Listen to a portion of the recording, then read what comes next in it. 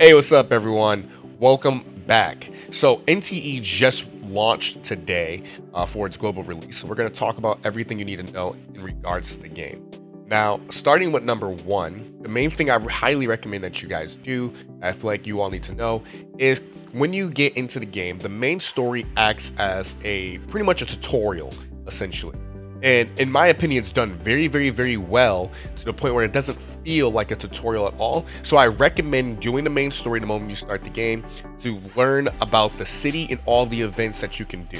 So as you progress, you will actually start unlocking things immediately right away. For those of you who thought, oh, once I start playing the game, I'm just gonna immediately just start exploring.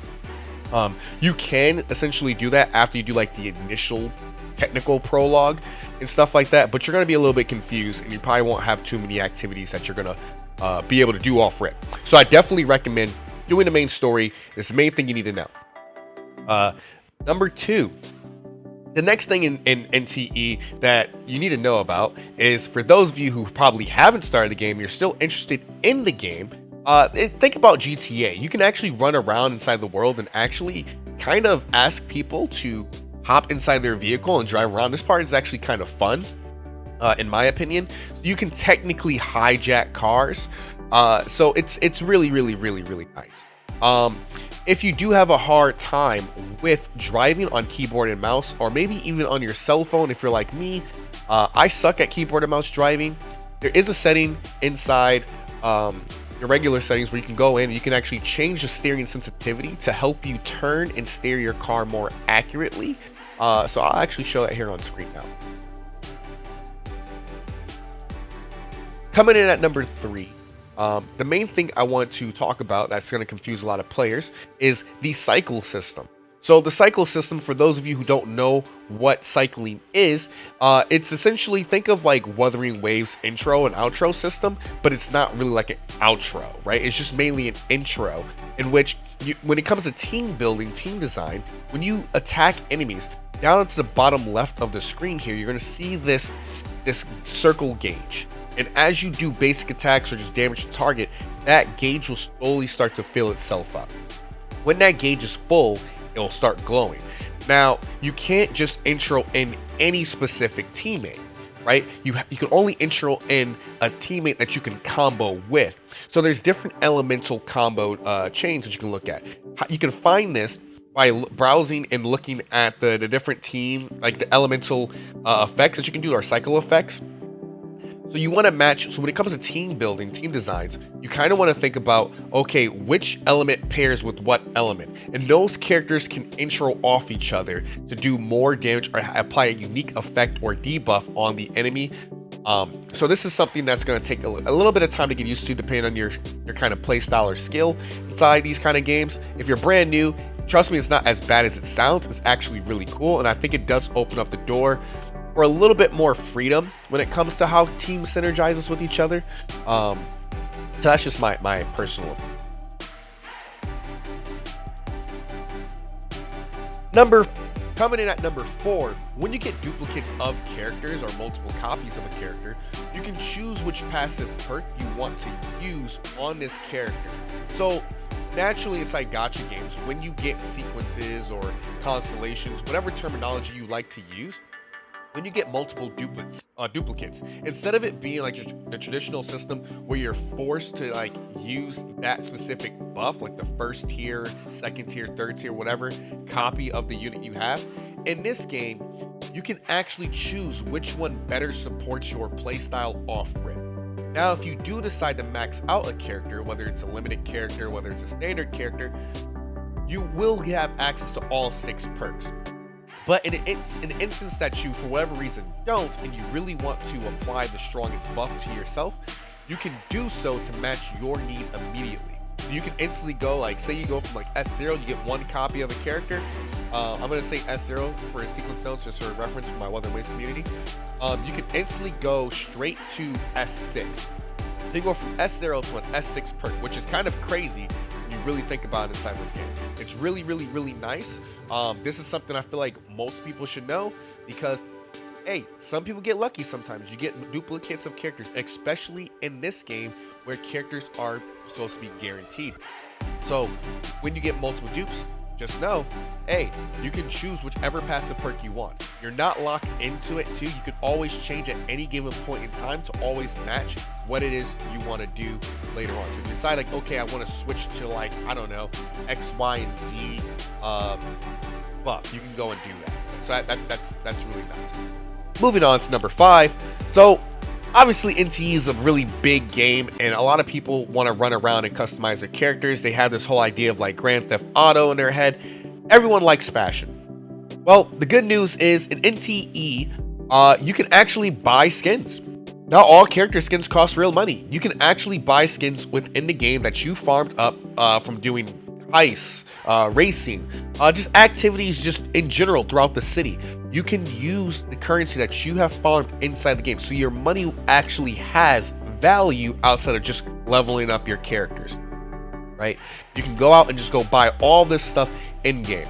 Now there might be some skins later on in the future, or even like currently, that cost actual cash, but again, a vast majority of the skins or content inside the game can be purchased with the in-game currency that you farmed, so you have a reason to go out there and start grinding.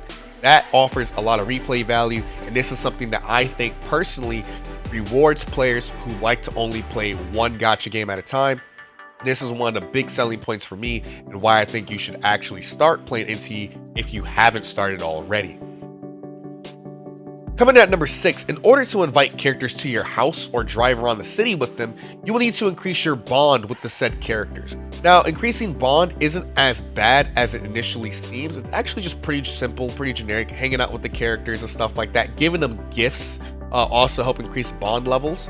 So definitely whenever you get an opportunity to get a chance to do this, you can actually hang out with some of your favorite characters. If there's a character who you really like to spend a lot of your time with, I know some people have like their waifus, their husbandos, all that stuff. You can actually spend time with these characters outside in the real world and drive with them, see them back at your mansion, whatever the case may be. Whatever it is you want to do, you can do that so long as you build your bond level with them. Even go on like little mini dates. It's a really nice touch. I really like it. One thing that always bothered me about other gacha games was how like they have the intimacy system, right? But it doesn't really do anything other than give you a banner. At least this one, you kind of can build friendship with your characters and then actually do something with them. So that's kind of nice in my opinion. It's a nice touch added to the game. So shout out to the devs for actually incorporating this feature.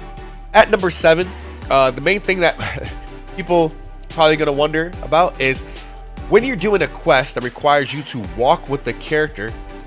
For the most part, sometimes you can actually just straight up just leave the character and just go to the next objective. If it's like if it's a quest that kind of forces you to stay with the character, it'll let you know like, hey, stay with this character, you're getting too far away. But for the most part, I haven't ran into a quest that forced me to like actually stay with most of the NPCs. I could just straight up run to the next spot if I don't feel like slow walking to my destination. So just keep that in mind. If you're someone who hates tailing quests, or you hate like, you know, following slowpoke NPCs, you're kind of not really forced to as much, at least from my experience with the game. Don't know if it's a bug, could be, but I just thought I'd throw it out there. I've just literally just left them every single time and went straight to the next part. So if this is something that's going to turn you off when you're playing a game and you don't like it, just try to just go to the next destination for yourself and see. This is something that, you know, I've been doing non-stop and I haven't had any issues. So just thought I'd throw it out there in this video just to help everyone out in case you're like really worried about that feature. Coming at number 8. So we talked about cosmetics inside this game. Making money inside the game is actually not as bad as some people might initially think. You can make a lot of passive income inside the game. There's bank heists for you to do. There's businesses for you to operate and run. Now the businesses generate income for you passively. Sorry, my voice cracked. Passively throughout the day. So as long as you stay on top of your businesses, you will become a tycoon. You will become absolutely rich just for doing all the activities. You can race to make money. Obviously doing like your domains and stuff like that will always net you money. Everything you essentially do will get you some kind of money added to your account. So before you know it, you will become rich. It's just starting from 0 and going all the way up to the top. You will become rich. Just stick with the game, stay on your P's and Q's, and you'll be balling in no time. Now, at number 9, you're probably wondering, how's the enemy density inside the world? Is there actually like things to fight inside the world, or is it just going to be just a giant, beautiful world, but nothing to really do inside of it? Well, the devs did a really great job, in my opinion, at keeping the players active and on their toes and making the city feel alive. As you travel throughout the city, you'll end up finding random anomalies that just pop up around the place. Like whether it's like a random poster somewhere, whether it's you just driving down the road and then getting hit by a surprise boss or something of the kind. There's plenty of activities for you to do. You can even cause mayhem if you really want to and have like the cops chase you and fight the police officers. So don't worry about being bored and having nothing to fight inside the world and test your character builds. You will have plenty of things to do. I won't showcase everything here, just, to obviously avoid spoilers and stuff, but there are enemies for you to fight inside this world. Coming at number 10, sometimes when running around the open world, you'll find birds carrying upgrade materials in their mouth. So you definitely want to look out for these birds. Now, the black birds, they have special rewards that you have to deliver to a witch up in the treehouse. Now, the white birds, on the other hand, most people probably don't know this, but if you walk up to the white birds, they just give you straight up upgrade materials sometimes. So I definitely recommend, if you see a bird, don't be afraid to approach it. Just instantly go and just chase after that bird, get you some free upgrade materials to save yourself on your daily stamina, and get yourself more materials to help you level up your characters faster and more efficiently without running out of resources. At number 11, this is like, I think, the big one that most people are probably going to be a little bit confused about. So when you actually go and do your domains and you get modules, you'll get cartridges for your console to put inside your character, right? In order for you to actually activate said cartridge so you can get the actual buff applied to your set bonus, you have to match up the modules that it tells you. So like the L's, the 2's, whatever it may be, you have to have that amount in there. Once you have all those pieces fitted in, you can then choose to add more in if you have spares, some freed up space to add more damage to your character. Now, the next thing that's really important to know about this system is, well, how do you get modules? So you have these special tokens that you get after you sat there and got the cartridge when you were farming the domains. You just go in and you click on this little mini game slot machine thing, and once you do that, it will start spawning you random modules for your specific set, so you can slot them in and get those special kind of buffs like the crit rate, crit damage, attack percent, cycle intensity, all that stuff. This is something that I think a lot of players need to know in case you get confused.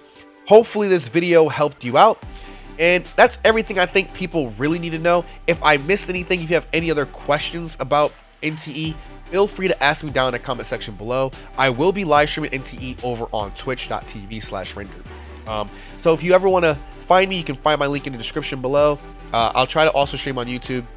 We'll probably do some giveaways soon for NTE, so stay tuned for that. I have plenty of content coming out. If you're brand new, please drop a like, subscribe, and I will catch you in the next one. Thank you so much for watching. Have a blessed one, guys. Peace out.